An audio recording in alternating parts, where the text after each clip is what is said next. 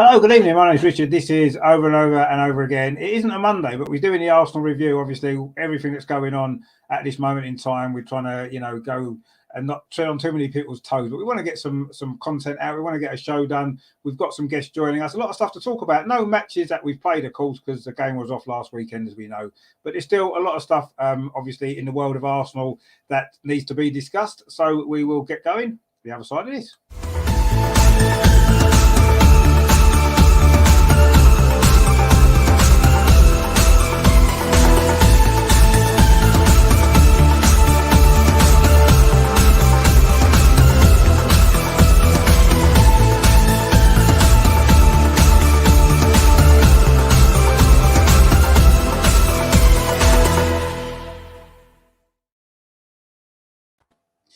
So it's the Arsenal review, and joining me tonight we've got a regular face on the channel called Steve, and he's been on the channel before, not this season. Welcome back to Stan as well. Steve, first of all, a good evening. Hope you're well. Get in there, my friend. North London awaits, calls, and all the good stuff that goes with it. Rich, really good to see you again, mate. And really nice to be on a channel and speak to the good people out there about the wonderful Arsenal. What more could you want to do on a Wednesday evening? And our friend from the other side of the world, of course, it's Stan from Vancouver. How you doing, Stan? You all right? Hello, mate. Doing really well. Good to be back on the show, and fantastic to meet Steve as well. Looking forward to some chat this afternoon. Yeah, it's afternoon for you, of course. It's evening here, and it's dark actually. It's getting dark a bit earlier these days as we head towards autumn.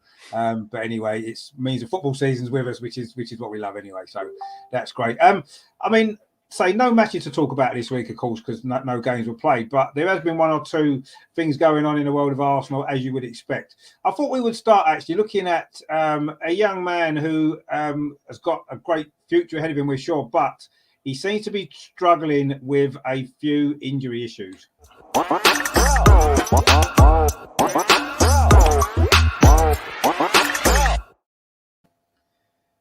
So Emil Smith-Rowe, again, has got another injury problem, and we're a bit unsure at the minute how long it might be for, but he seems to have suffered, for me, he's got vibes of Jack Wilshere about him. Really talented player, there's no doubt about that. But he doesn't seem to be able to go on a long run without an injury of one thing or another. It seems to be a lot of muscle injuries that he seems to suffer from, and it's definitely hampering his development. I mean, I expected him to be in England squad for the World Cup. I expected him to be playing in the England team, but now, by the time the World Cup comes around, he may be struggling even to get a game back for Arsenal again if his injury doesn't clear up. So it's not going, his career is stalling a little bit, isn't it? I mean, Steve, what are you putting this down to? Because it seems to be one injury after another with him. I put it down to his socks that he's got too low, personally, but there's probably more to it than that, I'm assuming. So there's a couple of things. I've been having a look at it as we followed him, and I think it's more of a Steven Gerrard type rather than the skeletal kind of problems that we had with Jack Wilshere. And good to meet you, by the way, Stan. So look, a couple of things that when I look at it, he's got a groin problem. So he's got a groin problem, and I think that comes from obviously the growing pains and everything that goes with it. And I remember Steven Gerrard having exactly the same types of problems at a very early young age, especially when he was playing for England and playing for Liverpool. So for me, when I look at this and I look at him, you're absolutely right. He's an amazingly talented player, and I want him in our team. I want him playing. He gives us something different. He's got that dynamo, the sort of dynamicism that kind of comes in from midfield, and it seems to get everybody ticking when we're having a bit of a bad day. So it's a groin injury. It's not the first time he's had it. He had it, halfway through last season. We saw that he dropped off a cliff. I read an interesting article today on one of the Arsenal bloggers that turned around and said, what the hell are the medical team doing? Because he's having a warm down and all of a sudden he's got a massive tear to the groin that might need an operation. Well, my view is with what's coming up, with the breaks that we're going to have, we've got the whole of, the international tournament, and God forbid he's not going to make it. Get the operation now, get him done, get him through that when we have that quiet period, because come January, we're definitely going to need him. We're going to absolutely need to have that type of talent back in our team again. Yeah, I mean, what I want to see, and we said this a couple of weeks ago, I want to see the Emil Smith-Rowe in the first sort of half of last season when he was playing every week, he was scoring goals, he was making massive contributions to the good form that we showed. And the second half of last season, injuries and whatever, he lost his form a little bit, and he struggled to get a regular place in the team even when he was fit, didn't he? Towards the end of the season, he was on the bench a lot, and now he's got another injury. I mean, Stan, it's frustrating, isn't it? Because we've all seen how good he can be and how good his career could become. But these injuries are gonna, if he doesn't get it sorted out now, his career could be drifting away. I say very similar to Jack Wilshere in that sense, isn't it? And it's worrying, isn't it? Yeah, I mean, I was loving it when he was coming off the bench because it was a nice contrast for us to actually have a threat that could come off the bench, come onto the pitch and do something.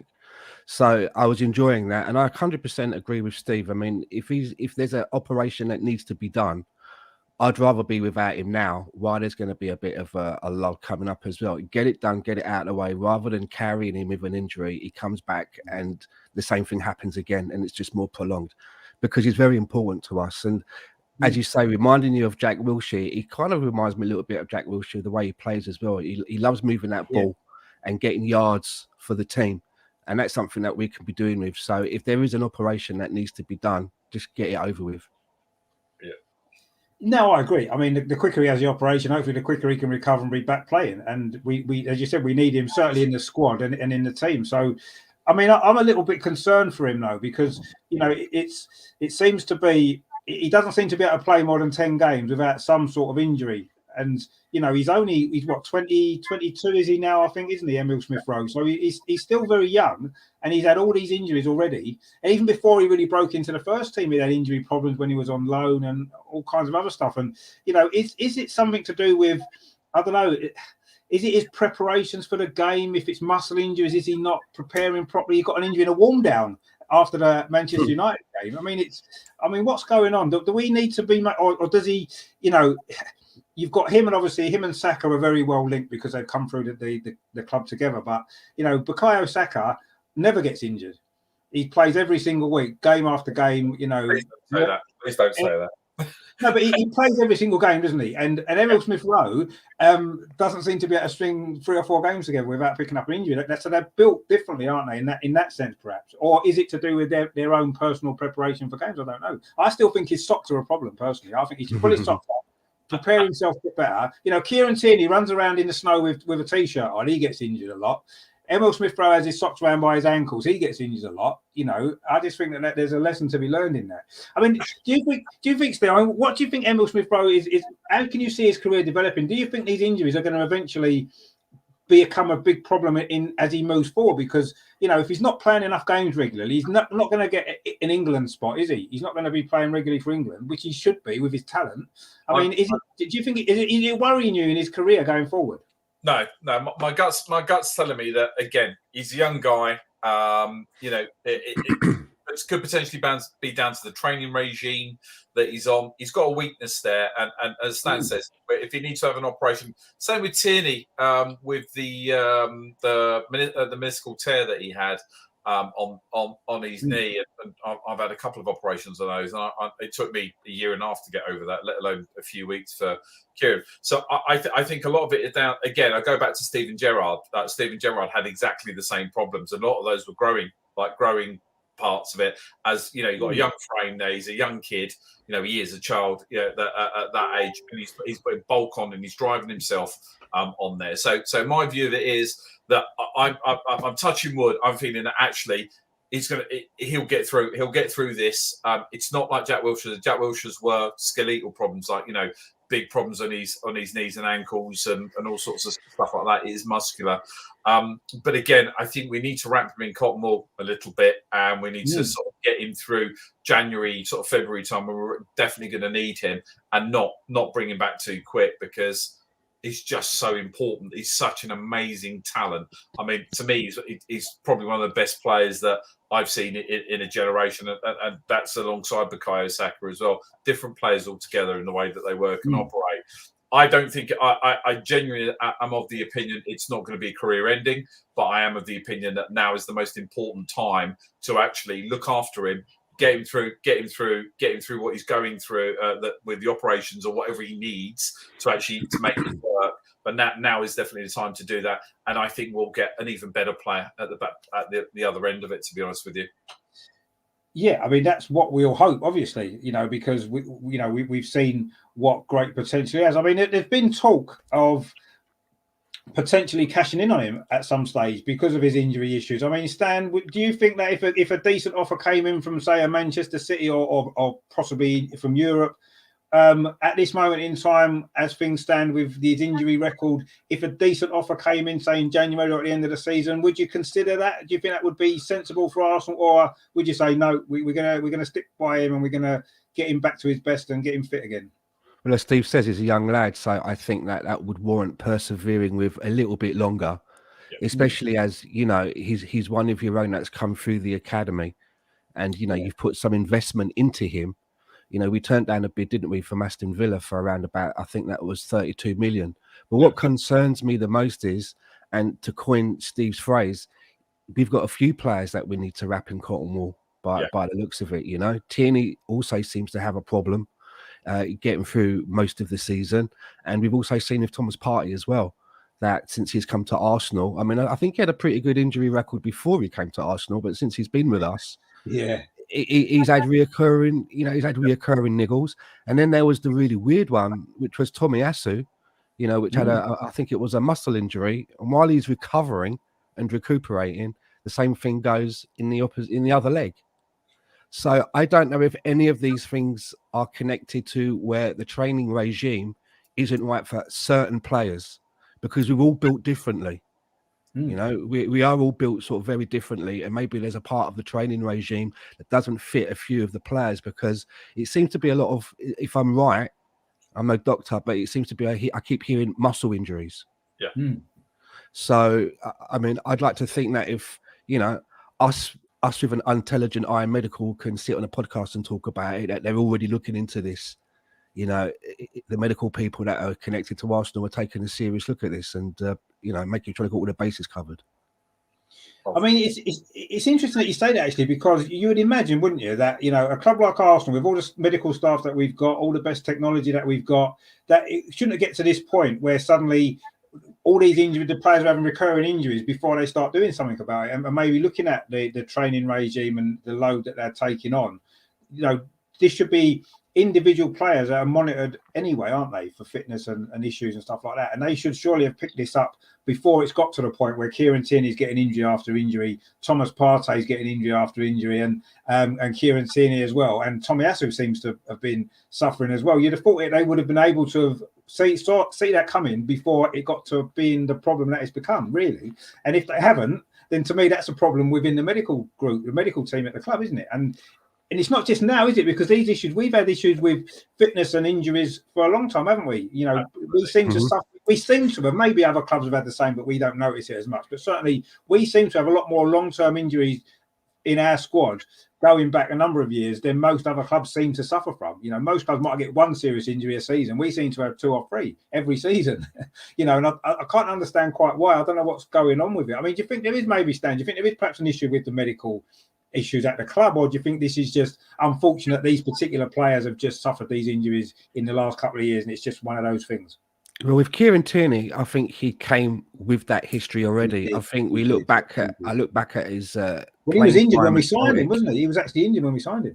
Yeah, I don't think he's completed a full season for Celtic. There's always been a niggle here and there, but you're right, we have had a history at this at Arsenal with the injury problems. But what surprises me is that it's still continuing, because during all of this time, there has been a changeover in the medical team, hasn't there? We brought in that Shad Forsyth guy and a few other people. So we haven't maintained the same team, yet we're still experiencing these unfortunate, muscle injuries with players. And like you say, they're warming down or whatever, and they're getting it. I remember that happened to Theo Walcott once. Yeah, it did. Yeah. He had an ACL, didn't he? So Theo had an ACL, so that was quite a serious one. I mean, I know the squad is a little bit small, but there's no point in rushing players back. And we should have learnt that lesson with Thomas Partey, because it looked like that we brought him back a little bit too soon, and then he ends up being out for a prolonged period of time. Yeah. No, it is, and we seem to make similar mistakes, don't we, when it comes to things like that? We've done it before with other players. We've done it with Thomas Partey. Hopefully, we won't do it again with Emil Smith-Rowe. And I suppose the good thing is, in a way, although Emil Smith-Rowe is a great player, as we know, we do have other players to cover that position, don't we? Obviously, Ødegaard, Martinelli, and another player that we'll come on to a little bit later as well. So we do seem to have a little bit more cover for his position, whereas Thomas Partey, we don't really have anyone to cover for him who can do the job like he does. So maybe they're tempted to bring him back sooner than they should do. But then that's bad planning in the transfer market, isn't it? I suppose more than anything else. And it's unfortunately going to be costing a player like Thomas Partey the opportunity to play more games if he's being forced to play. I mean, I remember that game. Was it, Steve? Was it last season? Was it Tottenham? Or was that the season before when he basically said he wanted to come off and he was forced back on again? Yeah.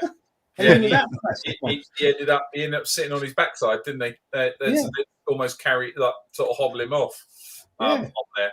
Because he'd gone and played in AFCON, came back, and then jumped in and then was injured again. So it was like it was the North London derby on there. It's him. But I've just looked on the so obviously looking at, we've got the from a fitness and strengthening perspective, we've got quite there's a guy called Barry Solon who's actually worked with the Polish national team, and he joined in 2015. We've got another guy called Sam Wilson who's been around for quite a long time, and he's been promoted up to 28-9. These are strengthening and conditioning coaches. These guys have to know what's going on. They know better than we do. They're professionals at this, but it's a reoccurring theme over and over and over again with Arsenal. And I remember when we announced our analytics piece, when he talked about we've got these really cool match analytics and stuff, where Wenger used to talk about the red zone, players being in the red zone. Yeah, we don't really hear it that much anymore. But I sort of wonder with, again, the injury-prone players. And Stan, you're absolutely right. Thomas Partey's injury record when he was in Madrid was second to none. Comes to the Premiership, it sort of falls apart. A bit like one of them second-hand cars that you buy that look really good, don't they? You get 5 minutes down the road and they'll fall to pieces. But again, is it the pace of it? I still think, I genuinely am of the opinion that he's a young kid. He has got this recurring problem. It will need medical intervention for sure, because it keeps coming back. And it's not the first time. You're absolutely right, Rich, that when he was out on his first round of loans, I'm trying to remember whether he was in Holland. Was it Holland, I think he went to? He had the same problem. He had the same groin problem. Something that's been with him for a while. But I think we can fix it. He's young. But it's like, it's not like for somebody like myself who's, in his late 20s. That if I have a groin strain, I'm off work for 6 years.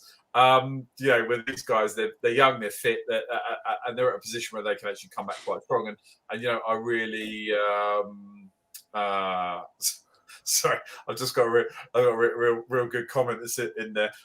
So I just think he's going to come back a lot stronger. I think I generally think, again, going back to the selling part, going back to where he is, our coaches need to actually wrap that kid in cotton wool, need to look at him, need to work him through. We need to have a plan. And I think they're going to need to be a little bit honest with themselves and say, like, no, this amazing talent has a problem right now, and we need to fix that. And if it means that he's out of our team for a while, whilst I will be absolutely gutted, it's for the best of the club, and it's for his best and his health, and that's got to be the most important with everything that we do, I think.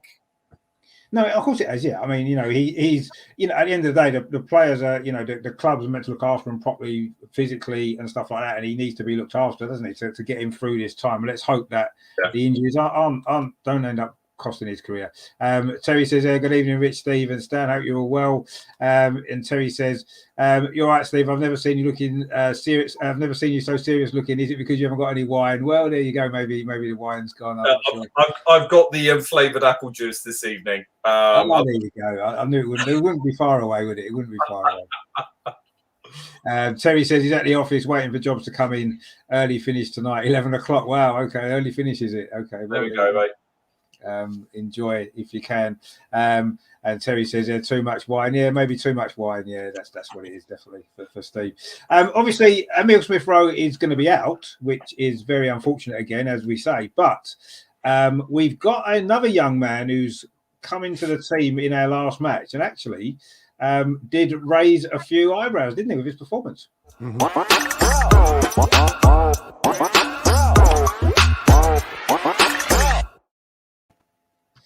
I mean, he was getting rave reviews, wasn't he? Manquihos in the under 20, was it the under 23s he was playing before? And he's got a lot of rave reviews playing in there. And we're all kind of looking forward to seeing him play in the first team. And then he gets his first start in the Zurich game, of course, last week, the last game that we played. And he was an absolute breath of fresh air, wasn't he? I mean, what a debut performance. Yes, people will say, well, it's Zurich, it's the Europa League. Can he do it on a cold Tuesday in Stoke or whatever it is? But at the end of the day, to make your debut, to score the great goal that he scored, which most players would have fired that into the crowd, and he controlled it, put it in the top corner. The assist for the second goal as well. And just an all-round, really, really good performance from such a young man in a new club, a new country, and settled in. It seems as though he's settling in really, really well. He gave me a little bit of Martinelli vibes because he made such an impact, didn't he, when he first came into the team? Very similar age, obviously from Brazil. And I kind of was that excited watching him the other night that was what came to my head. Is he going to be the next Martinelli? Now, let's not get too carried away. It's his first game. But, I mean, Stan, that was an incredible debut performance from him, wasn't it? He had everything, didn't he, really? Everything that you would want from a young player.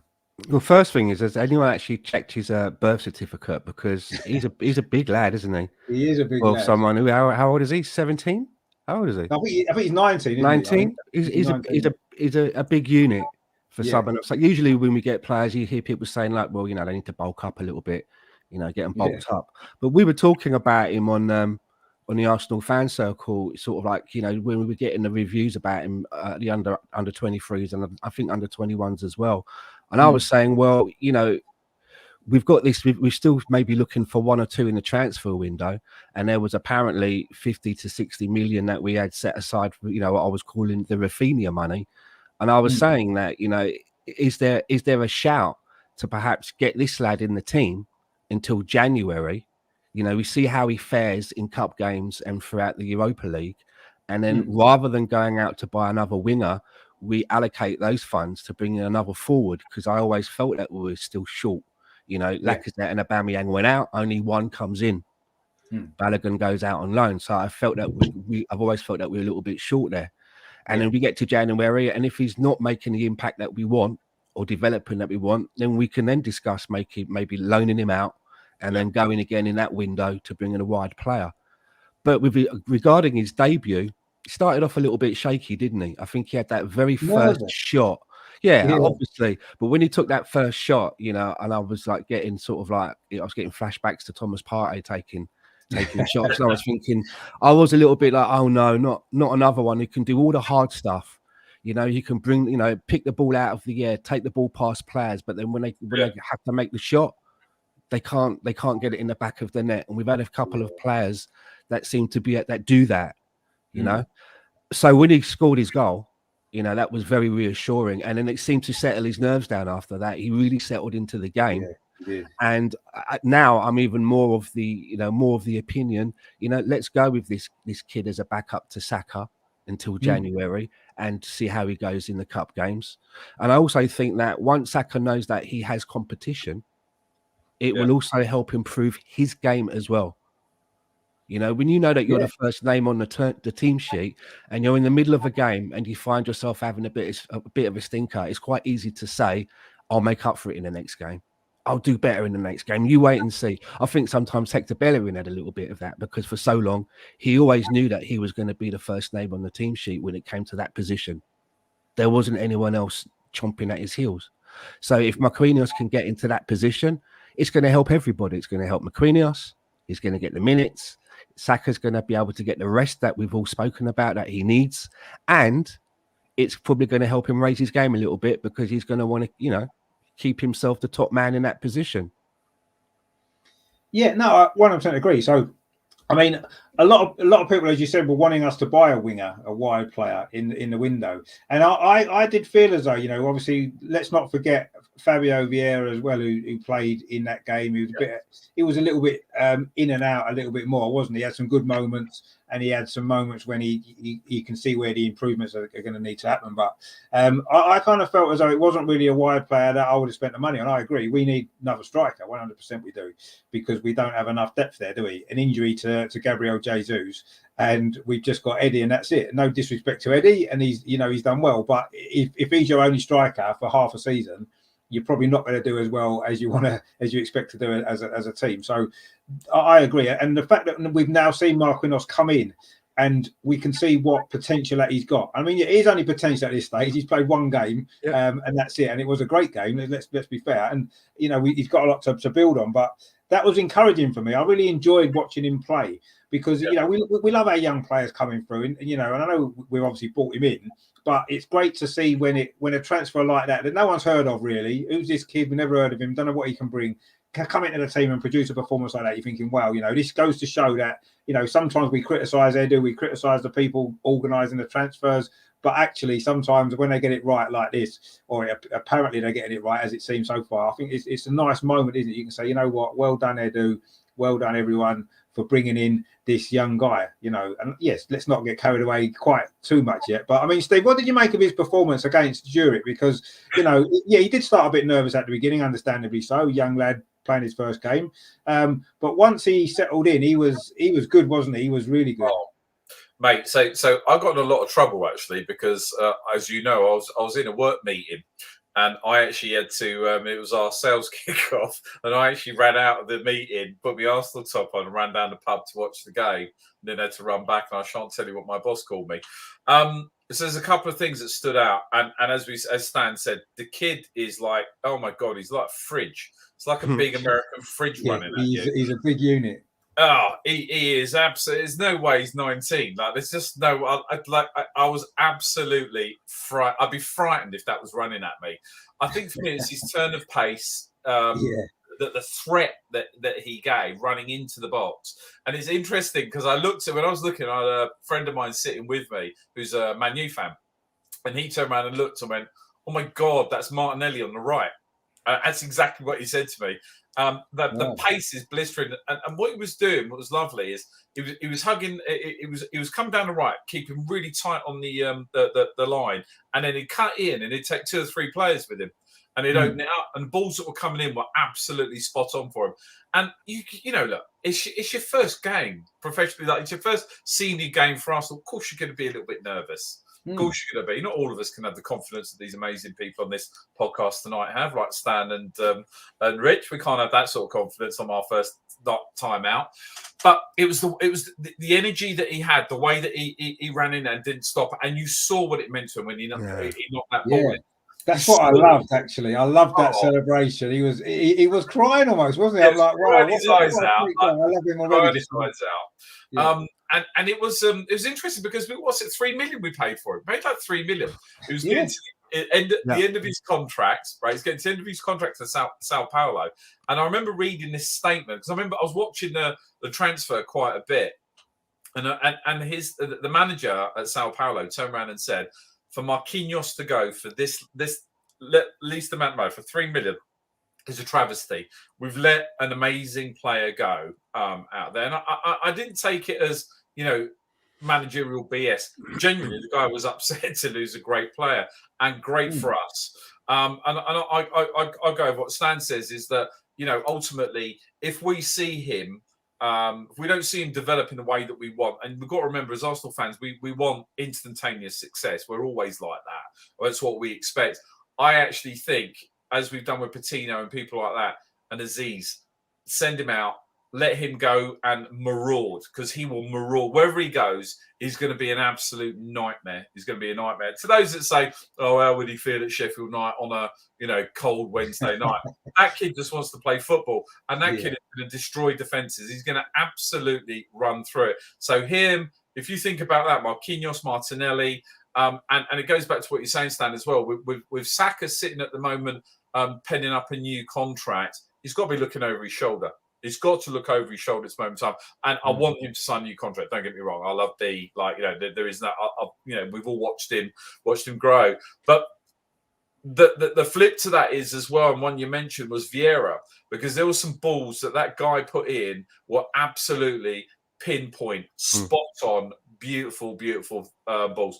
And yes, it's his first game. Yes, he's getting up to speed with the team. Yes, it was a new team than what we're used to, which is why I think we had a slow start. But if I watch Vieira in the way that he plays, I just think give him a little bit of time. Again, another little gem that we've got there. 35 million we paid for that player. His ball, the way that he put those balls around, the way that we spread them around, I think were absolutely brilliant. And we can all say, yes, Zurich FC, all that. And I said to you that we'd win statistically, but it wasn't easy. It wasn't an easy game. They kept the living daylights out of Marquinhos. They knocked Vieira off the ball, and he did come in and out of the game. We went to play, and we finished with quite a strong team at the end. You look at it. On. But again, going back to that Marquinhos piece, the energy, the drive and enthusiasm, you've got him, you've got Jesus, and you've got Martinelli. They're gonna be frightening. I don't care who you are, or I don't care. You can give us Haaland all day long and go at us and all that, because he's a freak anyway. That guy, he's the Usain Bolt of strikers. He really is. He shouldn't be doing what he's doing. But those three up front, that pace, that capability, size, and that I don't care attitude that he had. Oh, what a 3 million! What a 3 million we've spent. Yeah, I mean, it's exciting to see him play. I mean, you're saying about obviously sending him out on loan, and there's been talk about that potentially in January. But for me, we didn't send Martinelli out on loan. Martinelli played in the Carabao Cup. He played in the Europa League that season, and he started to inch his way into the Premier League side towards the end of the season, didn't he?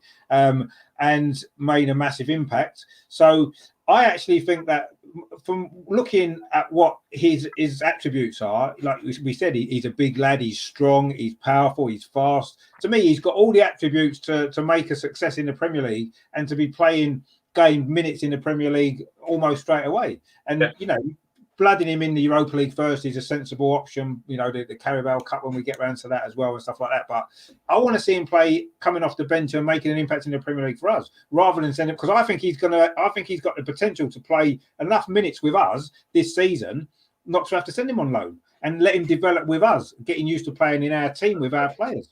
I definitely hope so.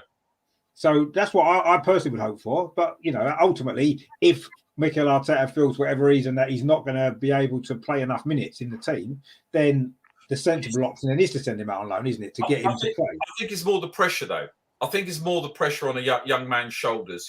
He's in England. It's not Brazil. And they're fanatical about their football, but we're at a different level. And he's at Arsenal. It's one of the biggest clubs in the world. It's not a lower league club. So let's see, let's see how he goes. But my God, I would not want that running at me. I genuinely wouldn't want to be on the receiving end of that, so sprinting towards me. Well, I also like that as well is that yes, he is at Arsenal and it is a big step up for him, but I think he's lucky that he's so far away from home, but he's got another 3 or 4 Brazilians around him, that know the ropes, can make him bed in very quickly. They can take him to all of the places where they probably go to get all of their creature comforts from home. This shop sells this kind of food. They've probably got him around their houses as well for meals and things like that. I'm sure he's got members of his family over with him as well. And I think the only person that can decide whether he's going to go out on loan or not is him. If he shows his worth and he keeps making appearances, and as you said, Rich, about the Premier League, he has been on the bench, hasn't he, for Premier League games? He hasn't come on yet. He hasn't come on as yet, but I mean, he's taking up a valuable space. What's he doing? Just keeping the seat warm? I think at some point we will see him. I'm sure. And I think that if he continues to, he's obviously doing something well in training, because I think Mikel Arteta is one of those kind of managers and personalities that, you train to play. Yeah. You can't slack off during the week and just turn it on at the weekend. You have to earn your spot. And I think he's doing that. And we didn't get any cover when Pepe went out. So we really don't have anyone that can slot in there. The only other person I can think of is perhaps Reece Nelson. Yeah, but Reece Nelson, I think Reece Nelson has had lots of opportunities with us and hasn't quite managed to hit the levels that we've needed him to be. I don't think. And Agreed. it's only one game that Manquihos has played, and already to me he's shown more potential in that 75 minutes that he played than Reece Nelson's shown the last probably 10 games he's played for us put together. Personally, from what I saw, that doesn't necessarily mean that Manquihos is going to go on and be as great as we hope. But I say I've got these Martinelli vibes about him strongly, actually.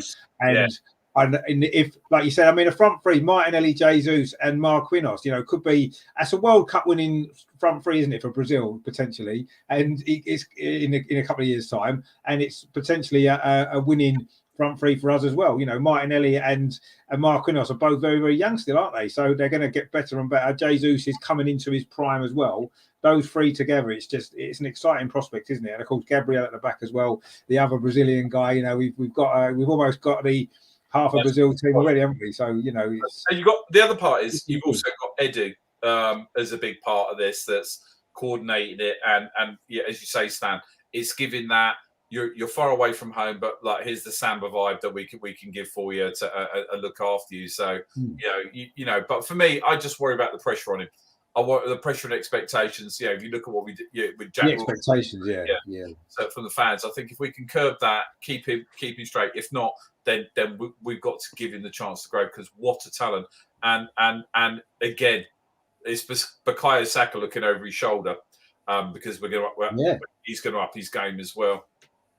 And also, as well, from his standpoint, he must be thinking there's a lot of hard work in front of me, but he must be looking at Martinelli and thinking, maybe I can follow that pathway. He did it. Yeah. Maybe I can do the same thing. And I'm sure those two, probably speak a lot outside of the games and stuff like that. I'm sure that they do, and I'm sure he's going to be like a little a mentor for Marquinhos, isn't he, in a way, because he's a year or a couple of years ahead of him, isn't he, in his development and his time at the club. So it could prove to be a really, really good signing, and the fact that he's going to feel more at home, isn't he, with everyone that's at the club already and stuff like that. And that's important, I think, for a young lad coming over to this country. There hasn't been many Brazilians really that have lasted long in the Premier League. Certainly not younger players. Some of the older ones have come over and done okay in spells. So it's a good signing, and I'm really, really excited. And let's hope, I say, that he can continue his development. Yeah, let's not, we say not putting pressure on him, Steve. We're saying how great he is now, which after one game. But I agree. We need to be careful that we don't put too much pressure on him. I'm just excited to see him play. If he plays in the Europa League, if he plays in the Carabao Cup, plays in the FA Cup, and that's great. I want to get on as a sub in the Premier League. He's been on the bench, as you said, Stan, and the plan must be to bring him on at some stage. He's not going to sit on the bench 10 games and not get on, is he? You'd imagine that he's going to come on at some point, and that's what I want to see. See his development this season. It's going to be great. And I didn't know much about him before, I've got to be honest, and I'm so excited now I've seen him play. And that goal celebration was just something else, wasn't it? It was like, wow. It just shows how much it means to him, and that's what we want to see. We want players that who feel the way playing for Arsenal that we would if we played. If we scored a goal for Arsenal, we'd be crying, wouldn't we? You know what I mean? And that's what you want to see, because that you can relate to that, can't you? Because that's what we would do. Well, maybe we would have done when we was 19 years old, perhaps. Maybe not so much now. No, mate, I'm 53 years old, and if I got my debut tomorrow and scored a goal, I'd be crying. Yeah, I probably would, actually, to be honest. I probably would. Especially if it was against Spurs or something like that. I'll be crying with pain, mate, when my knees are hurting. Well, yeah, that as well, I suppose. Yeah, that as well. Just warm it up. Or cooling down if you're Emil Smith Rowe, then maybe that's what would happen.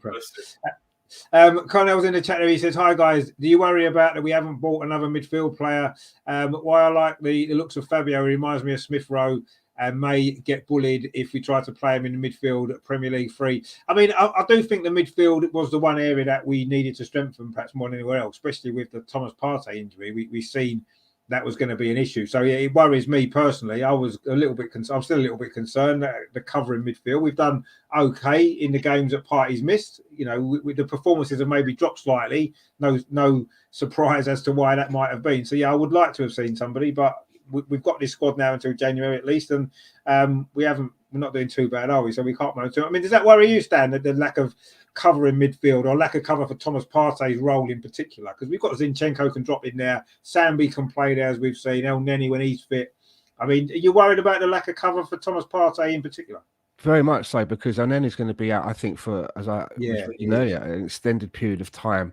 Yeah. So we're asking a lot from Sambi Lokonga, and it's okay when you're young to bring them in and out, but when you're when you're that kind of a profile of a player, it's a lot to ask for him to come up with consistent displays week in and week out. You know, and I think that's a problem with some of our second string players. They're all right when you sprinkle them into the team now and then. Like you can pull in a Rob Holding to come in and shore things up. But when they have to play extended games, you know, like when Tomiyasu was out and we're having to rely on Cedric for almost half a season, then they're no longer a backup player, are they? If you see what I mean. They're not operating as a backup player. They're almost operating as a first teamer. And then there's a drop-off because of you get inconsistent performances. So I worry a little bit for Sambi. I'm glad he's getting the minutes, but maybe it's going to be too many minutes. And there may be some bad performances in there. But who else is there? Yeah, that's the problem, isn't it? That is the problem that we've got. And we've left ourselves again. I thought we did it last season as well, didn't we? We left ourselves a bit short in midfield. And it seems like we've not learned from that, and we've made the same mistake again, maybe by not getting someone in. But ultimately, if you don't get the right player, I suppose, then maybe you're better off not getting anybody. That seems to be our kind of approach to it, doesn't it? You know, unless we get the right player, we're not going to buy anybody. And sometimes you just need an extra body, a little bit of quality that can come in and do a job for 5, 6, 7 games if necessary. And maybe they feel we've got it. I mean, Steve, I know we spoke about it before, but it is still a concern, isn't it? This midfield kind of situation, as Stan rightly said about El Neni as well. Not that El Neni's, you know, a well beaten player, but he does a steady job when he's called upon, never lets us down. And with him now not being able to play for we don't know how long, and obviously, but this was while the transfer window was open. Don't forget, he got injured, didn't he? We still had time. We tried to get Douglas Luiz at the last minute. Villa weren't having none of that. I mean, it has left us in a little bit of a. That's going to be, I think, if anything's going to maybe let us down this season, I think it is going to be that lack of cover in midfield, maybe lack of variety as well. And we could have sorted it out. We had 3 months of the window, and we didn't do it. We got 2 or 3 things. I think with El Neni, he's going to be gone for most of the season. But that's what I'm hearing. I think it's. I hope not, but yeah, it could be. Yeah. And to be honest with you, and there's no disrespect to Mo because he does do a brilliant job. But if our whole season hinges on Mo El Neni, then we're pretty screwed anyway. Yeah. So how do I look at it? So Zinchenko can quite easily do a job there, no problems at all. I'm not particularly worried from that perspective. That will get us through to January.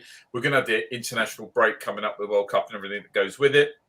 So actually, tactically looking at that, I don't think. Obviously, he had his knee injury as well, which is a problem. But Partey's back, so it looks like Partey's back and he's back in contention again. So I think we're going to get through to January. I think you'll see, you'll see some definite movement there because we can't leave ourselves exposed in that way, and it's not Arteta's fault that the players have got injured. You know, he put together a squad that he thought was right. So I think you'll see a Tielemans or. I don't know why he didn't buy Tielemans, if I'm honest with you, because that would have been the choice. From he was begging to come, pretty much, wasn't he? He was absolutely begging to come. So I mean, would he have been the player that we need? Because he's not really a Thomas Partey kind of replacement, if you like, is he? He's a different type of midfield player, but again, he's an extra body in there with quality. So it seemed a sensible. He wasn't going to be massively expensive either, was he? We would have paid more for Douglas Luiz. Yeah. A good utility player, I believe, and very skilled with it. And his performances that we're seeing right now at Leicester, actually, what for me would have warranted the piece. An interesting one, Adam from who's on, and by the way, his show on tomorrow that I'm also going to be on as well. The one Adam turned around and said is that obviously the concept of actually moving Ben White up into midfield as a holding midfielder, which I thought was an interesting piece. He's played there. He has played there before. Yeah. So it's an option, I suppose. It is an option. It just takes me back to. Do you remember when we had Chambers? It was always that thing there as well. You know, anytime there was something that happened in midfield, there'd always be that murmur of Chambers can play there, and he got player of the season doing it for Fulham. But we never rolled that dice. I don't think. I got a feeling that it's a similar thing with Ben White. I don't think that dice will ever get rolled.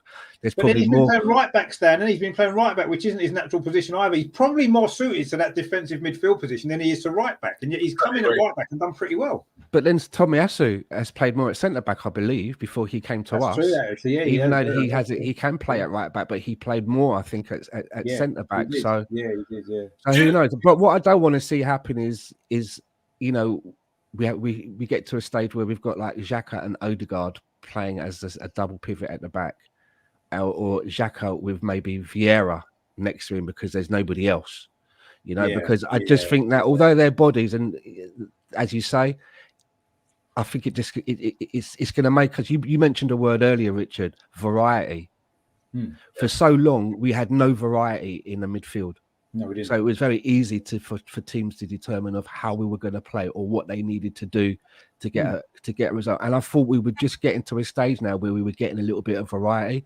And I'm worried now that we're going to go back to being a little bit stale for a period of time. But as Steve says, if Partey is coming back, and let's not rush him back because we've done that mistake before, then okay, we can maybe limp along until we can go again in January. You know, we can maybe just squeak by, but it's not something that can be maintained. No, exactly. Not long term, it can't. But then we said that last season, and here we are this season with almost the same midfield. I know Zinchenko's coming, and we haven't seen him play in that position really. I mean, he's the era. Rich, Xhaka's up to his game, mate. Xhaka's absolutely. He has upped his game, but I always had faith in Xhaka anyway. I think Xhaka's problem was, as Stan just said, about the variety around him.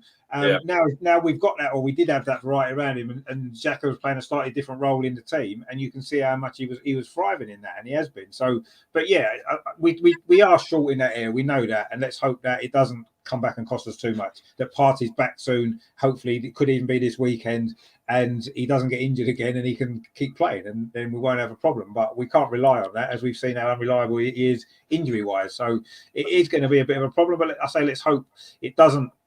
Because that would be to me, that would be bad, really bad from the club if 2 seasons in a row a lack of decent cover in that midfield, the crucial part of the team, the midfield, cost us again, like it did last season when Partey was injured at the end and stuff like that. If we do that 2 years running, that would be scandalous for me. But we'll see what happens. Hopefully it won't, and we'll see. James in the chat, mate, good to see you. He says, evening, Richard Stevens, stand the man. He said, I wouldn't loan Manquihos. He looks fast, but more than that, he's direct indeed. He said we need goals and assists, so why give that away? I 100% agree with you. I wouldn't loan him. I would keep him in the squad for now, definitely.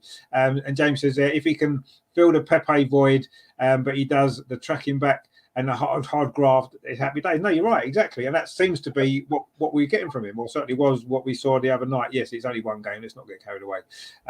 James says, people forget he's not like Martinelli and was a Division 4 player for Brazil. He played at the top level, the same club as Kaká. No, you're right. Yeah, he was playing obviously at São Paulo, one of the top sides in Brazil. So yeah, it's a different path, but he's got those vibes to me.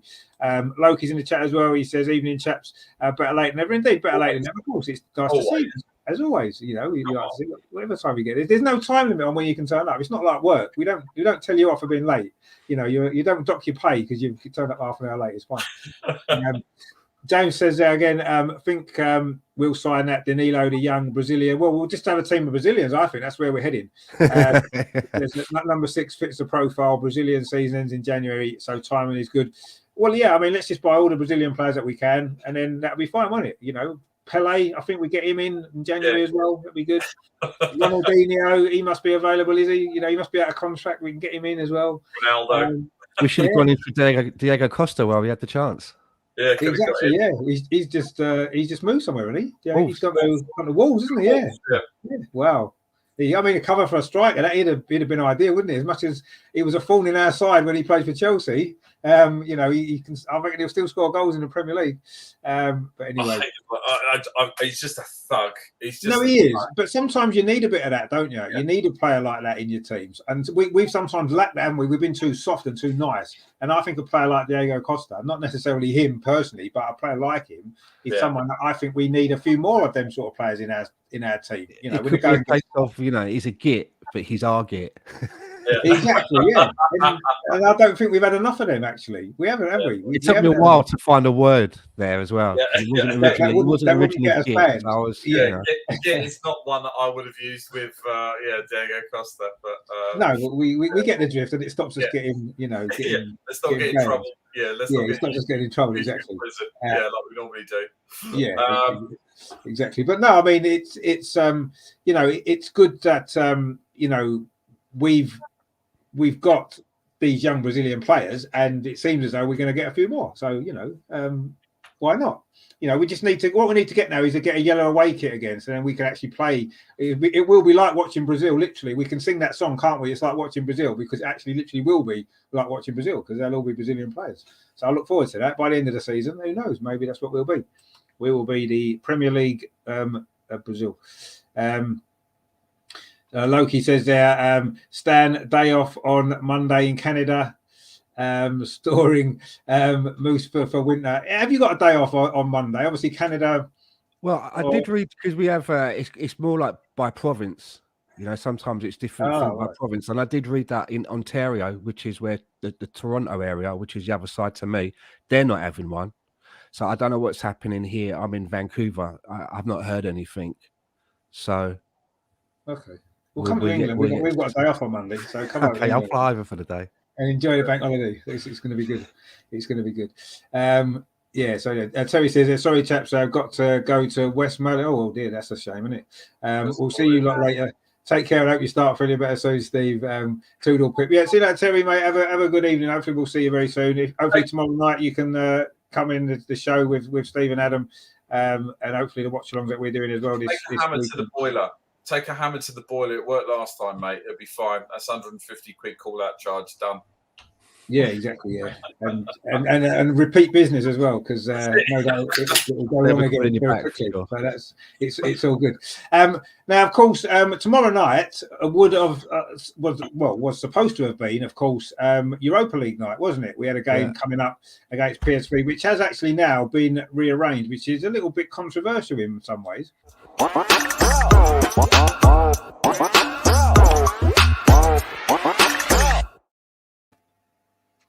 So obviously they've moved the Premier League game against Manchester City, October the 19th. That was due to be played. They're now playing the PSV game. It's the 20th of October, isn't it? On the Thursday, and it's a 6 o'clock kickoff as well, which isn't unusual for the Europa League, because last week we kicked off at 5:45, didn't we? The Zurich game, but at a home game. I don't know if we've ever kicked off a night game at 6 o'clock before, have we?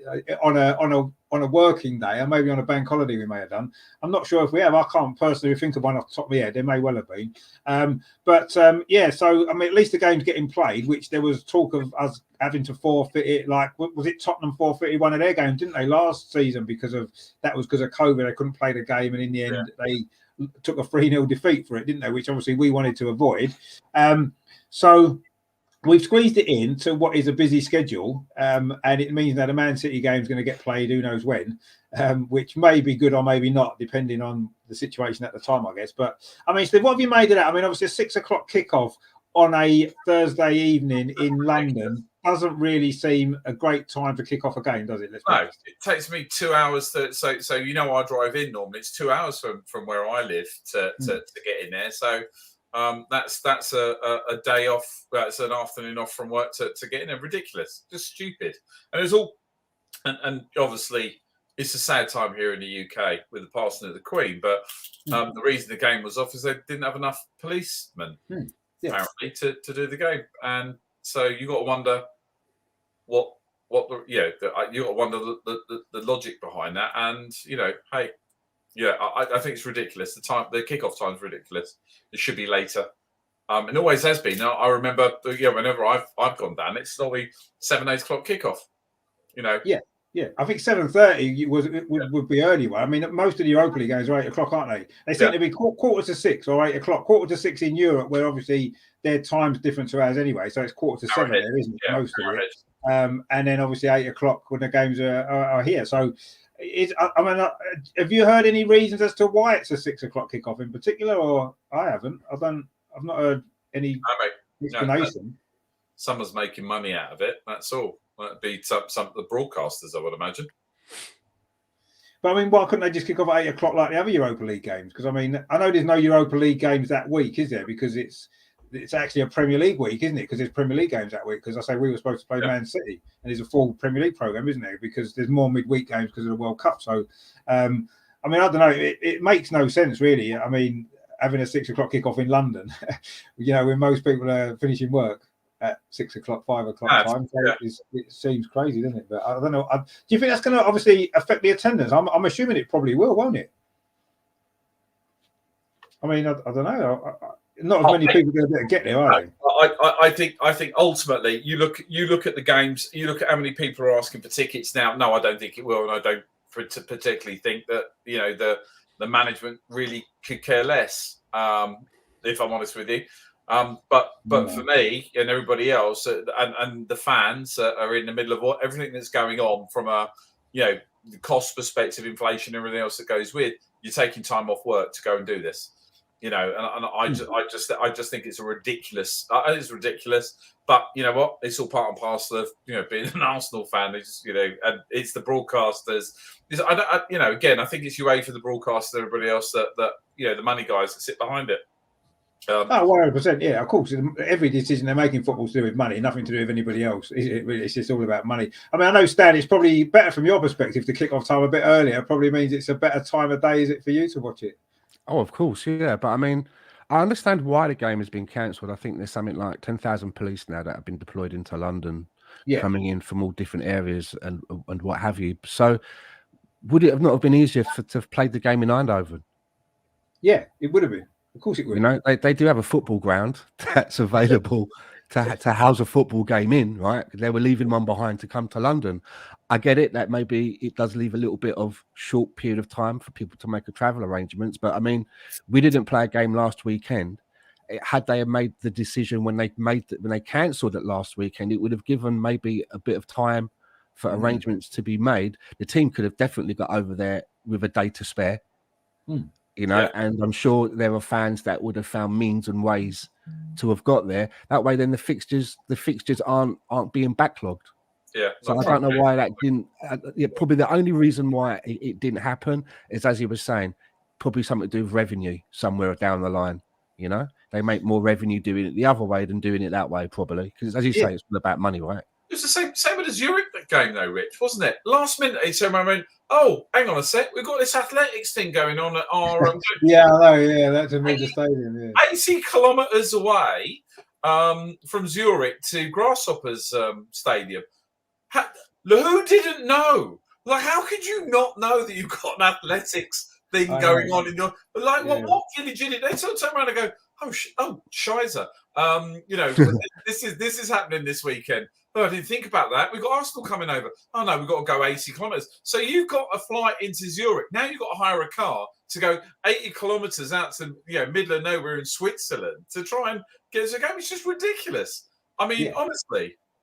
No, I mean, that was mad, especially as, obviously the Diamond League event would have been booked in the calendar a long time ago. The Europa League draw was made after that. They could have reversed that fixture and played last week's game at the Emirates and had the away game in Zurich when the home game's due to have been and when the stadium was available. I mean, but again, you see, the problem is, I think, Stan, the problem that we've got with those two scenarios is we're using common sense. And unfortunately, when it comes to organising football, the people that organise football, the FA, UEFA, FIFA, all them type of people, they don't have any common sense. And if they did, they never use it. So that's why these decisions that seem obvious to us are not obvious to them, are they? Because they don't. And as Loki says in the chat box, Eindhoven's not that far away in the scheme of things compared to other places that we may have to go to. It's, it's about an hour and a half. Yeah. It's an hour to Amsterdam on EasyJet. Sometimes it's less than an hour. I was going to say it's longer for me to get into London by train. Like, seriously, it's like an hour and 45 from my house to get into London. That's into Waterloo. So yeah, this, just again, like, you wonder sometimes, and I'm not going to even talk about VAR. Are there village idiots that are running this stuff that just honestly can't coordinate their diaries? Because it seems like Oh, I've got to play so and so. Right, okay, let's give them a call. Are you free? Yeah, we're free on that day. Oh no, actually, we're not. I've got an athletics thing. So we make down the road though. You just get over there. They got burgers and stuff. Oh, it's only 80 kilometres away. We're going to be fine. That's not a problem. I've got because they've all got private jets. They're millionaires. But us workers, we've got to try and figure out how to get trains. And then it finished late, and you've got to try and get back to get flights. Everything else goes. It's just bonkers. It's absolutely bonkers. Absolutely mad. But Loki's actually made a good point. What he says is getting back on the train will work for once for me, you see, because obviously the earlier kickoff means you can actually get trains back a bit earlier. So getting back is okay. If people can get there, getting home's probably not going to be so much of a problem as it is when a game finishes at 10 o'clock. It's probably a lot more difficult for trains back out. And that's another point. And Loki's looking at it from that way. So I suppose that has to be taken into account. How many people that benefits as opposed to the normal home crowd, how many and what percentage of those are going to benefit from the earlier kickoff as opposed to normal kickoff? We don't know, because the fans don't get consulted anyway. These decisions are made for other reasons, as we know. But I suppose that is one point worth thinking about. For some people, it may well work better kicking off at 6 o'clock because it's going to finish earlier. Maybe kids and stuff like that, that can maybe go that wouldn't normally be allowed to go because it's going to finish later. Maybe they might be allowed to go. So perhaps there are maybe some advantages to it as well that we're not necessarily always thinking of, but it doesn't seem the sensible decision, does it? Let's be honest, in the overall scheme of things, in London at 6 o'clock. If you've ever tried to travel around London between sort of 4 and 7 o'clock anyway, it's not the easiest place to get around at the best of times. And when you've got a match on with 60,000 people going at 6 o'clock, people are going to be going at 4 o'clock, 5 o'clock.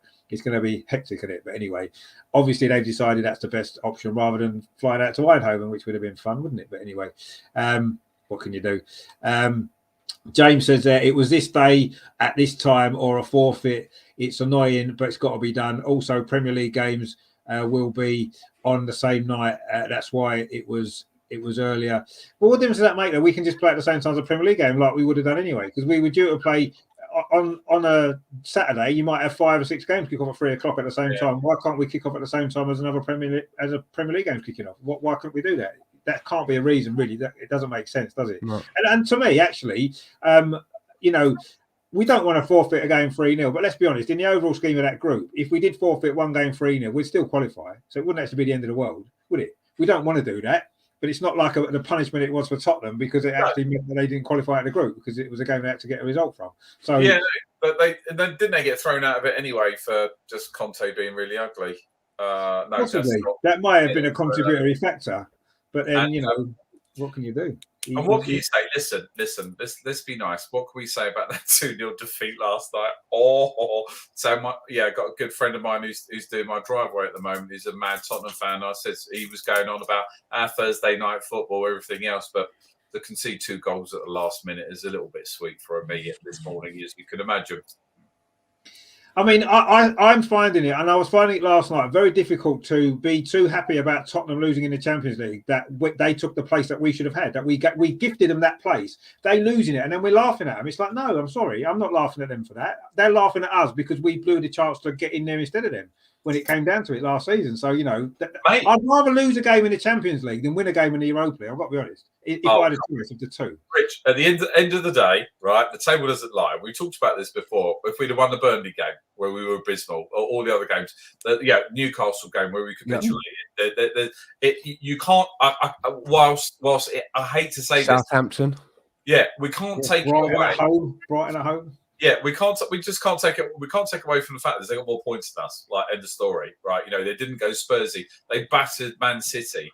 We had, in fairness, the only game that I turn around and I will bitch and moan and put my hand up about is the Man City game on New Year's Day, and that's a recurring theme. And it's almost every podcast I ever go on. I talk about this. Is that we were robbed. We were robbed by a Mancunian ref.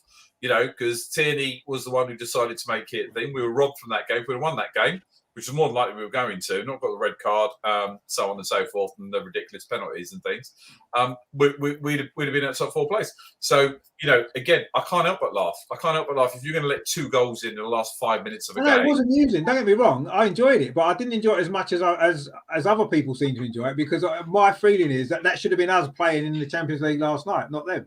So that kind of annoyed me a little bit. Got to win the games. Got to get the points, mate. No excuses. Yeah, you're absolutely right. They finished fourth, and they deserved to finish fourth, and we didn't because we didn't get enough points. I agree with you, but it's still frustrating because it was in our hands with 2 games to play, wasn't it? We're going to beat them in Europe. Listen, mate, we're going to beat them in the league this season. We're going to beat them in Europa League. That's how good it's going. Well, I hope you're right. I hope we win the Europa League, and then guarantee it, mate. Guarantee it. Danny's in the chat there. He says, "Ahoy, hoy, indeed." Loki says hi to Danny, and Danny says, "Hi, Gooners. How are you doing, mate? Hope you are doing well."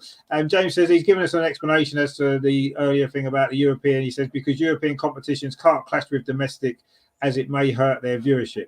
Well, you see, yes, that is probably the reason. I agree. That will 100% be the reason. Yeah. It's absolute nonsense. Anyway, there you go. Danny says, "Hey, Rich, I sent you a DM." No, I saw that. Then, yeah, I was at football training earlier. That's why I didn't get your message before, and I only got back at like this on 8 o'clock, so I was in a bit of a rush.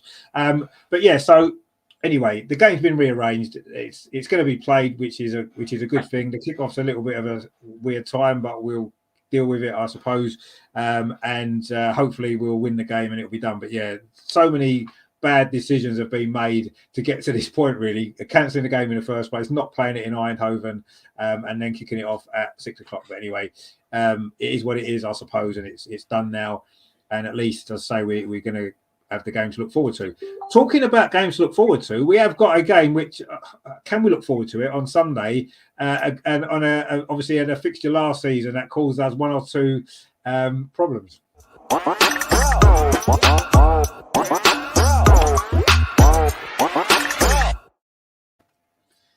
Of course, everybody remembers the game against Brentford. Brentford remember it, their first game in the Premier League, and we know what happened to us on that particular day. Not that we want to be reminded of it, but I suppose playing them again in that stadium is the opportunity to be reminded of it, unfortunately. Now, do we think, first of all, that obviously the break last weekend, the Everton game was obviously postponed. Do we think that, first of all, that's going to help us in preparation for this game? Also, having Thursday night's game cancelled as well, giving us even more time to prepare. And the fact that Brentford are in, actually, especially at home, they have been in very good form, haven't they? So there's kind of, positives on one side and maybe not so positives on the other side. And of course, we've still got the memory of last season's disaster there. I mean, Steve, do you think that obviously not play? I know everybody didn't play last week, so it's not like we have got an advantage over them because they never played either, but with our injury issues and whatnot, do you think that maybe this is a good time to be playing Brentford? We've had a bit more time to prepare, or do you think that maybe it might go the other way because they have as well and they were been playing really well? So I've been looking at their stats today, and it's interesting. They play like a really weird formation. They play a 4-5-1 on there. So they try and smother the midfield, and they got a holding DM, and they got the wing backs that kind of bomb on. If you look at their statistics, it's like they're up and down at this moment in time. And so for me, when I look at the last game, obviously was against Leeds. You look at they got 65% passing accuracy, where we're into the 80s, 85, shots on target about 50%. And possession normally is around the 40-50% mark on them. So I genuinely believe that the Arsenal that will go there on Sunday will be a different Arsenal than the COVID ravaged team that we put out. There's no excuse. They played particularly well. So do I think it's a banana skin? No. They've tried three or four different formations, because obviously they played in the League Cup at this moment in time. So I still think from a team they haven't got the balance quite right yet. For me, Ivan Toney is the biggest pain in the arse pain in the backside that I've seen for a very, very long time. From a striker perspective, I think give him another season and we should go in and, if he can prove himself again for the second season, go in and buy him. I agree. So if we can nullify that, so we can nullify the wing backs coming on. Most teams that we play against try and actually smother us in the midfield, and it seems to play to our advantage. Okay. So what do I think? I think it's going to be an exceptionally tight game. I think it's going to be very, very blood and guts as we go in there. I still think we're going to win, and I still think we're going to win convincingly as well. So our stats will be off the charts. I think we're just going to outplay them and outrun them. Honestly, looking at the statistics, that's the way it is. Now, again, home advantage. We cannot underestimate that. We cannot underestimate the fight in that team. But I genuinely believe we're just going to be too much for them. Well, I mean, I love the optimism for a start off, which is always expected from you, Steve, of course. But I mean, to be fair, their last home game, as you mentioned, Leeds, they scored 5. They scored 4 at home against Manchester United. Yes, they were gifted a lot of those goals in that particular game, as we know. But certainly at home, I think they are a real threat to anybody, and I think it's a difficult place to go. And yes, it is going to be a different Arsenal team, a different Arsenal proposition this season to last season's game. There's no question about that. We're in much better form. We're much better fitness wise than we were last year. We were totally unprepared for that game, quite obviously. And this year we're not going to be. We've had a whole 2 weeks to prepare. Well, a week and a half to prepare for the game. So that's a lot different. But you're saying it's not a banana skin. I actually think potentially it could be a banana skin because of their great form at home, and I do think that is a factor because they've been scoring a lot of goals at home and they've been playing well. And away from home, they've only lost 1 game, haven't they? Like us, so they're playing particularly. I mean, Stan, what are you made of this thing? Because I actually think this is going to be a really difficult game coming off the back of the Man United defeat as well. We don't really want to be losing 2 games in a row, do we, in the Premier League after the great start we've had? Well, over the last few games, we've been creating a lot of chances, but we've not been able to put them away. One game it was like 22 chances. I think it was the game before that, it was like 16 chances.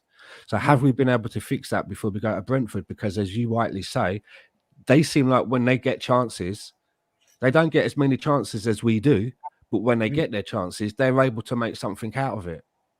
So that seems to be the biggest problem with Arsenal at the moment. We're doing all the hard stuff, all the difficult bits, and then you get in front of goal and you're not able to tuck it away. And it drives me mad because I keep seeing them training videos from Arsenal where they're tucking them away. They use those miniature goals. Yeah. And it comes to the game and we give them a really big goal to use, and they can't put the ball in that one. So, listening to you speak about their home record and reminding me of their home record, I think it could be right, Richard. It's going to be down to our finishing because we are creating so many chances now with the players that we have. But we have to be more clinical in front of goal, and it worries me. Yeah, it worries me. I mean, we've mentioned this on this channel a few times about we've got to be able to convert a high percentage of the chances that we create because to score. I mean, Brentford have scored more goals than us this season with a lot less chances that they've created, and that's just an example of what's. We can't be too upset with how the results have gone because we're top of the league still. Let's not forget. But we are missing far too many chances. And when it comes to the crunch, the game against Manchester United is an example of that. When you play the better teams away from home, you've got to take your chances because if you don't, they can punish you. Man United punished us. Brentford have got the capabilities of punishing us as they did, of course, last year. So I'm very concerned about this game. I have to be honest, very worried because I think Brentford are a very good side, especially at home. And I think it's going to be really, really tough. And I think for us to win this game, I think we're going to have to play really, really well. We're going to have to play better than we played away at Crystal Palace. I think we're going to have to play better than we played at Bournemouth. I think we're going to have to put in a really good away performance to win this game. And if we do that, brilliant, then we'll get the win. It'll be great. And it will show that we've bounced back well from Man United, etc. But I mean, I'm a little bit concerned that this will be a really, really hard game. Really, really tough. They're a strong physical team, aren't they? They're fit. They run a lot. Yes, maybe their passing, as Steve rightly said, maybe their passing accuracy isn't that great. Our passing accuracy is a lot better. We've got better players, I think. 1 to 11, we've got better players, but that's not always how football plays out, is it? It's a lot more to it than that. I mean, Steve, what will be your score prediction then? Because I know you're optimistic, obviously, as you usually are most weeks. But what are you thinking? It's interesting actually. Their last game. Just looking at some stats right here. So they had 20 shots on goal, 4 of them on target. So it's 20% shooting accuracy. How many did they score? It's 1-1. So it's 1-1. Oh, was it? They drew 1-1. That's right. They drew 1-1. They did, yeah. Yeah, so it's 1-1. I'm just actually just two sets. So let me just have a look at the Man United game. So obviously that's 4-0. So statistically, shots on target. Interesting again. 13 shots they had at goal. 7 of them on target. They're not actually 4 goals. 4 goals. They still fought. Yeah, but that's more of a different Man United. Yeah, that's more of a different, and their passing accuracy 64%. So actually, statistically, at home, they're not actually as good as everybody as you're thinking. So maybe we're talking about. So I'm thinking 2-1. Like, you know, and somebody else has mentioned that. And by the way, Borussia Dortmund are 1-0 up against Man City right now. Ooh. Yeah, but Haaland will score about 4 goals yet, won't he? So don't worry about that. It was Jude Bellingham. So it's Jude Bellingham actually. Was it Jude Bellingham? Oh, well, fair play to you, mate. Well done. So he smashed that in the back of the net for him. I'm thinking 2-1. I'm thinking that actually our defence, you know, statistically, I know we had the hiccup at Man United. And we had we talked about that. I don't want to talk any more about that one, but I genuinely believe that 2-1, and we will have the majority of possession because statistics are showing that we can do that. And I generally, but I go over what Stan says. You know, and here's what I'm going to throw in is I don't think Bukayo Saka's having a particularly good season. I don't think he's been playing particularly well. You know, I think he's having an off few games, and I don't know what it is that's sitting behind him, but.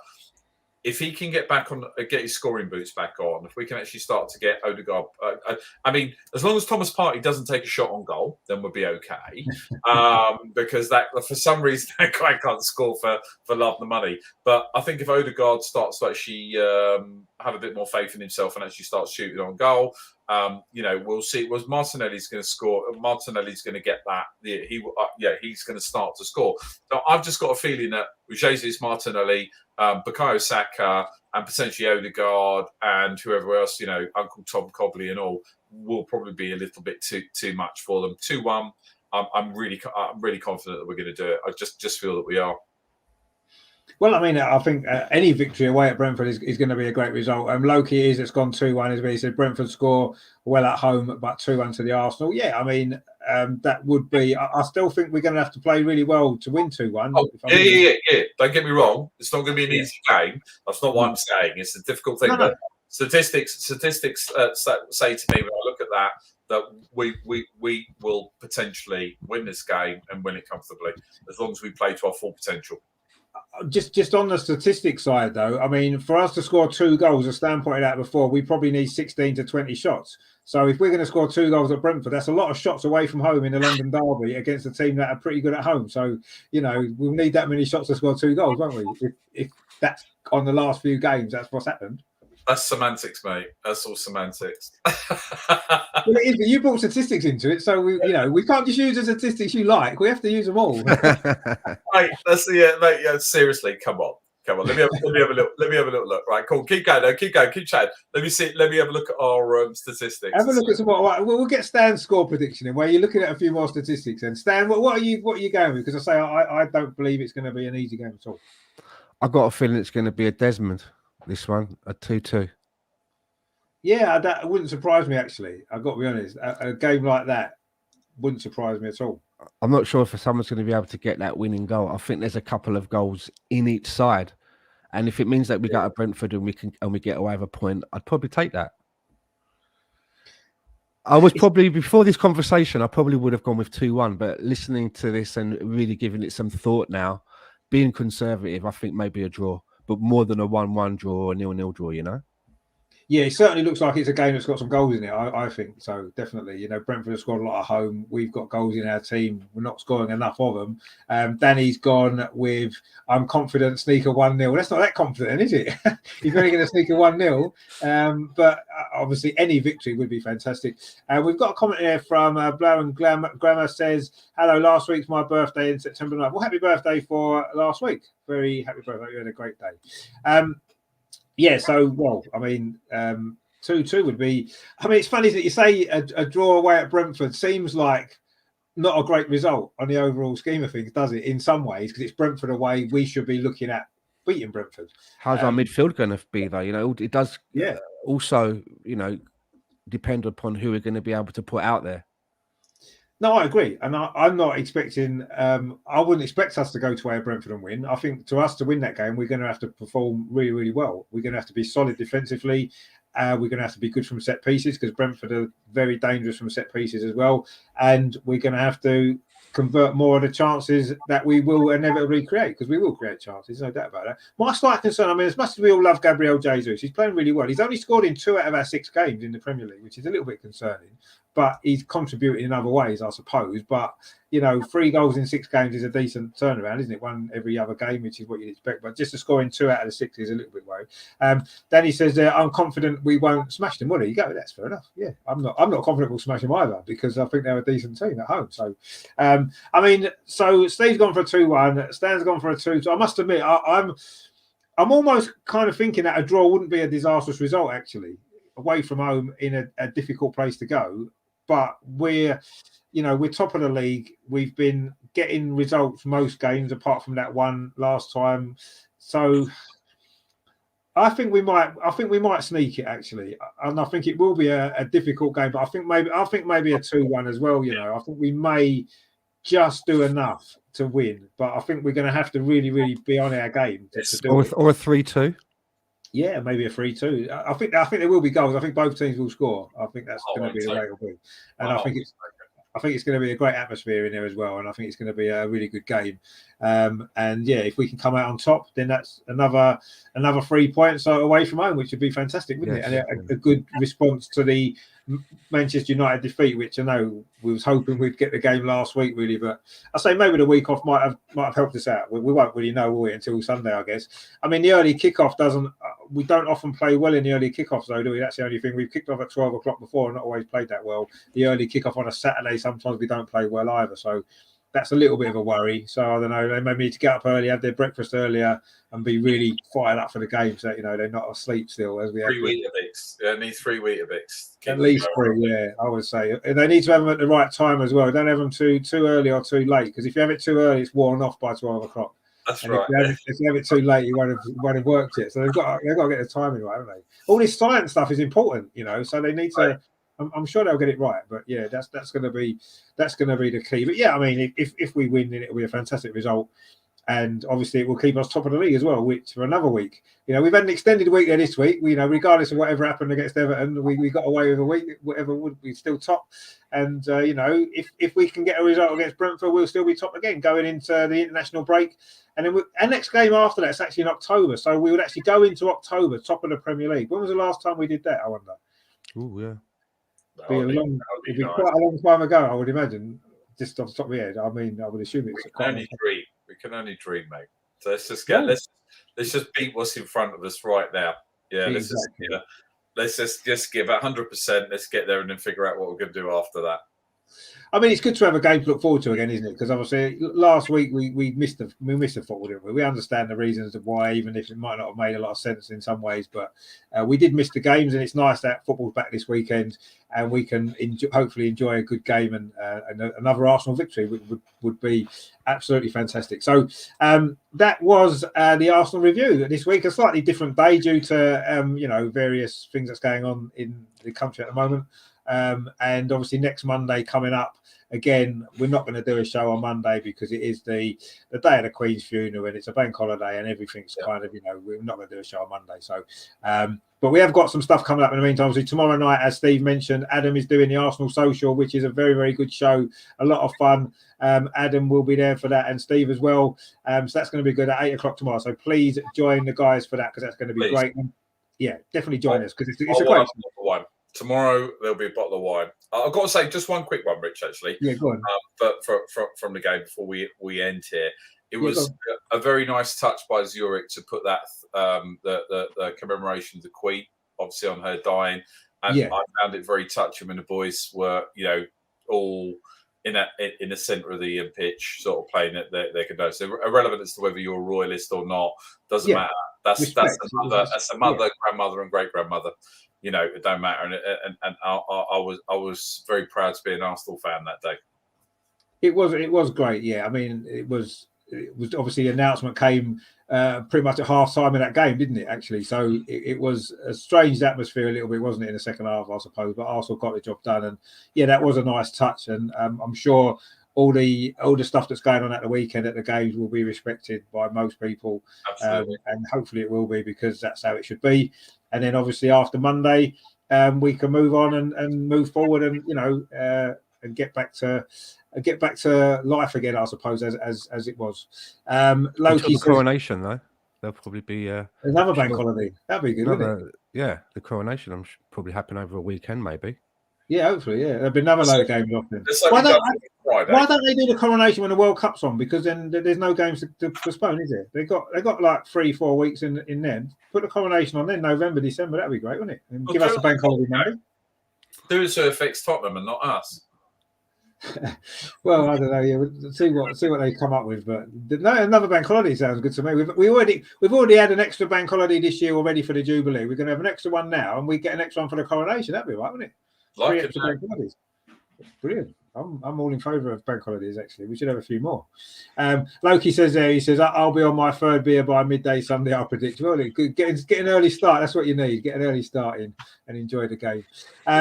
So I'll say tomorrow night it's obviously the Arsenal social with Steve and Adam. That is going to be a great show. 8 o'clock. Join us for that. On Friday, it's the start of the WSL. Arsenal women are back.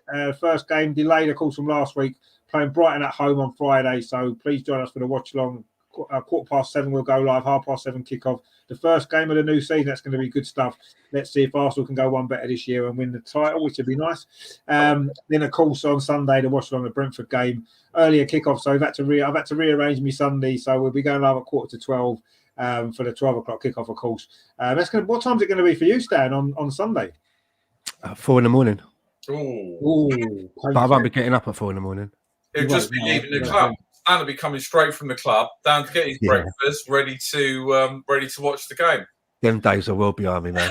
I'll be up in bed by midnight. 4 o'clock in the morning. Wow, that's well. I suppose when the World Cup's on, the kickoffs are going to be stupid times like that, are they? I don't know. What's the time with Qatar? Do we know? I don't know what with UK. No, I haven't got the foggiest ideas, but no doubt there'll be games. It's funny times. Anyway, Loki says there, cheers up the Gunners indeed. Thank you for watching. Thanks to everyone for watching, actually. Thanks for all your comments in the chat as well. It's been great. It's been great to obviously see Steve again as he's quite a familiar face on the channel, shall we say. He's doing a great thing, which is great. And Stan, great to see you again as well, mate. I'm glad you're well. Yeah, thanks for having me on, and great to meet you, Steve. And good to meet you, Stan, mate. Looking forward to the next game now. Indeed, there was a lot of games coming up. October's going to be a mad month, isn't it? We've got, I think, is it 9 games or something we've got scheduled in October, which is going to be crazy. So, and the women have got a few as well. So we're going to be busy on the channel. So please give this a like if you've enjoyed the show. Don't forget to subscribe if you haven't done so already, because there's loads of great stuff on the channel this season. Load of new shows, load of new stuff, loads of great stuff going on. So please get involved in the channel. We will see you tomorrow at 8 for the Arsenal social, and then on Friday for the watch along. Thank you very much to Steve. Thank you very much to Stan as well. Thanks to all you guys in the chat. It's been a great show, and we'll be ready to go again tomorrow as always. So take it easy, enjoy the rest of your evening, and of course, as always, come on you Gunners, let's do it. North London! North London.